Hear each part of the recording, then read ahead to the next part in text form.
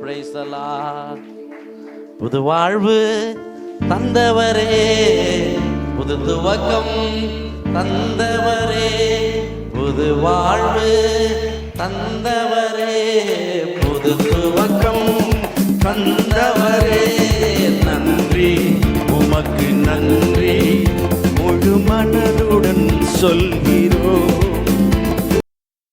அப்போஸ்தலர் பூரண சுவிசேஷ சபையின் கடந்த ஆண்டு 2024ஆம் ஆண்டு கர்த்தர் தந்த வாக்குத்தத்தின்படி, இதோ திறந்த வாசலை உனக்கு வைத்திருக்கிறேன் நமக்கு வாக்கு பண்ணினபடி நம் தனிப்பட்ட வாழ்க்கையிலும் குடும்பத்திலும் சபையிலும் ஊழியத்திலும் நேர்த்தியாய் கட்டளையிட்டார். 2024 ஆண்டின் நடந்த நிகழ்வுகளை காண்போம்.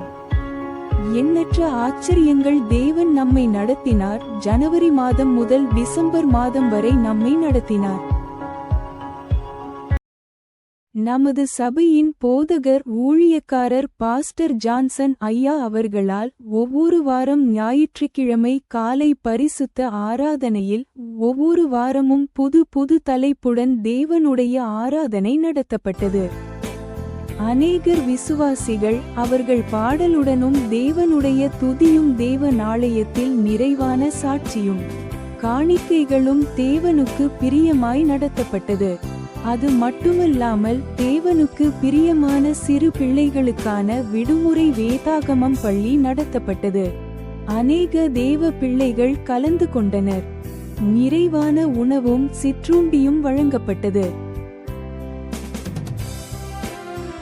அது மட்டுமல்லாமல் ஞாயிறு பள்ளி சிறு பிள்ளைகளை ஊக்குவிக்கும் வகையில் அனைத்து பிள்ளைகளுக்கும் தேவன் வார்த்தையுடன் பரிசு பொருட்கள் வழங்கப்பட்டது. காத்திருப்பு ஜெபம், உபவாசம் ஜெபம், சுத்திகரிப்பு ஜெபம், அத்தனை ஜெபமும் மாதந்தோறும் நடைபெற்றது.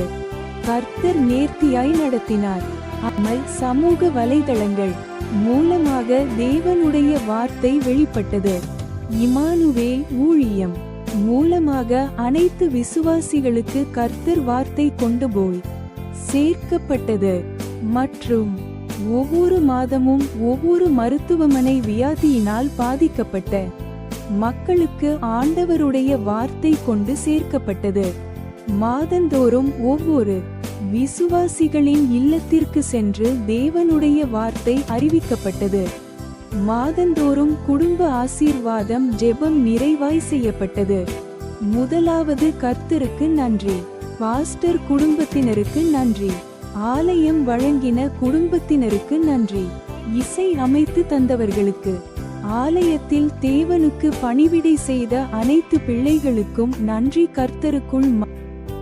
கர்த்தருக்குள் மரித்தவர்கள் மூலம் தேவன் மகிமையும் பட்டார். இவரை நடத்தினவர் இனிமேலும் நடத்துவார். கர்த்தருக்கே மகிமை உண்டாவதாக. ஆமென்.